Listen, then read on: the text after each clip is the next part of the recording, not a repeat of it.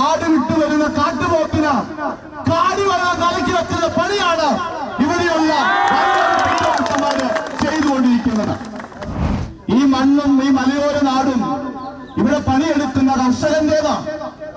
അതൊരു കാരണവശാലും ഇവിടെയുള്ള കാട്ടുമൃഗങ്ങൾക്ക് തീരെഴുതി കൊടുത്തിട്ട് ഈ മണ്ണ് വിട്ട് ഞങ്ങൾ പോകുമെന്ന് നിങ്ങൾ ഒരാളും നികുതി പണം കൊണ്ട് ശമ്പളം വാങ്ങുന്ന വനംവകുപ്പ് ഉദ്യോഗസ്ഥര് ഇനിയെങ്കിലും വിയർപ്പ് തുള്ളികൾ ഇറ്റുവീഴുന്ന രീതിയിൽ പണിയെടുത്താൽ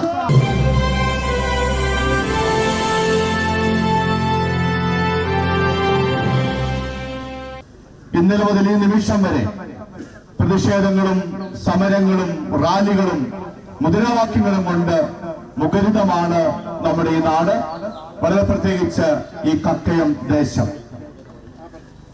ഇന്ന് അദ്ദേഹത്തിന്റെ മൃതസംസ്കാര ശുശ്രൂഷകൾ നമ്മൾ പറഞ്ഞു വെച്ചതായിരുന്നു.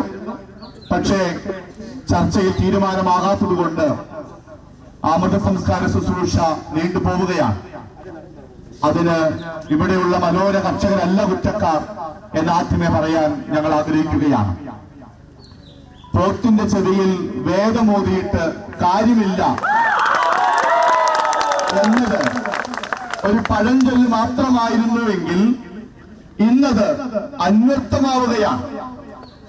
ചർച്ചയ്ക്ക് വിളിക്കുന്നവര് ഞങ്ങളെ ശ്രമിക്കാൻ കൂട്ടാക്കാതെയും ഞങ്ങളുടെ നിലപാടുകളോട് ചേർന്ന് നിൽക്കാതെയും ഞങ്ങളുടെ ആവശ്യങ്ങൾ അംഗീകരിക്കാതെയും ബധിര കർണങ്ങളായി നിൽക്കുമ്പോൾ ആ പഴഞ്ചൊല്ല് എത്രയോ അന്വർത്ഥമാണ്, ശരിയാണെന്ന് ഈ നിമിഷം ഞങ്ങൾ തിരിച്ചറിയുകയാണ്. ഒരിക്കൽ കൂടി ഞങ്ങൾ പറയുകയാണ്. ഇവിടെയുള്ള വനംവകുപ്പ് ഉദ്യോഗസ്ഥരോട്, സർക്കാരിനോട്, അധികാരികളോട് ഞങ്ങൾക്കൊരു കാര്യം മാത്രമേ എന്നും പറയാനുള്ളൂ. ഈ മണ്ണും ഈ മലയോര നാടും ഇവിടെ പണിയെടുക്കുന്ന കർഷകന്റേതാണ്. അതൊരു കാരണവശാലും ഇവിടെയുള്ള കാട്ടുമൃഗങ്ങൾക്ക് തീരെഴുതി കൊടുത്തിട്ട് ഈ മണ്ണ് വിട്ട് ഞങ്ങൾ പോകുമെന്ന് നിങ്ങൾ ഒരാളും കരുതരുത്. ഇനിയും മഹാരാഷ്ട്രൻ ചേട്ടന്മാര് മരിച്ചു വീണേക്കാം. വീഴാതിരിക്കാനാണ് ഈ സമരം. പക്ഷേ വീണാൽ പോലും ഈ മണ്ണ് വിട്ടുതരില്ല എന്ന് ഉറക്കെ പറയാൻ ഈ അവസരം ഞങ്ങൾ ആഗ്രഹിക്കുകയാണ്. കാട് വിട്ടുവരുന്ന കാട്ടുപോക്കിന് കാടി വെള്ളം കലക്കി വെക്കുന്ന പണിയാണ് ഇവിടെയുള്ള ഉദ്യോഗസ്ഥന്മാര് ചെയ്തുകൊണ്ടിരിക്കുന്നത്. ആ പണി ഇവിടെ വേണ്ട എന്ന് പറയാൻ ഞങ്ങൾ ആഗ്രഹിക്കുകയാണ്.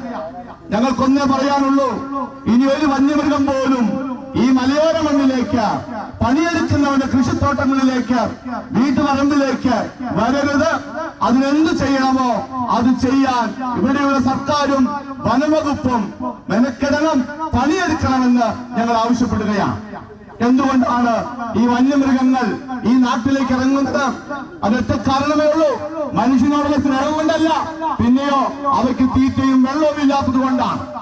എന്തുകൊണ്ട് വനംവകുപ്പ് ഇത്രയും കാലമായിട്ടും അതിനുള്ളൊരു സംവിധാനം ഈ കാടുകളിൽ ഒരുക്കിയില്ല? അതാണ് ചോദ്യം.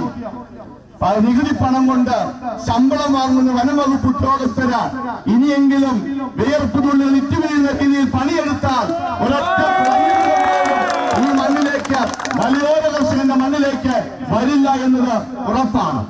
അതുകൊണ്ട് ഇതൊരു താക്കീതിന്റെ സ്വരമായി തിരിച്ചറിഞ്ഞുകൊണ്ട് വേണ്ട നടപടികൾ ഉടനടി ചെയ്യണമെന്ന് സർക്കാരിനോട്, വേണ്ടപ്പെട്ട അധികാരികളോട് ഈ അവസരത്തിൽ ഓർമ്മപ്പെടുത്തുകയാണ്.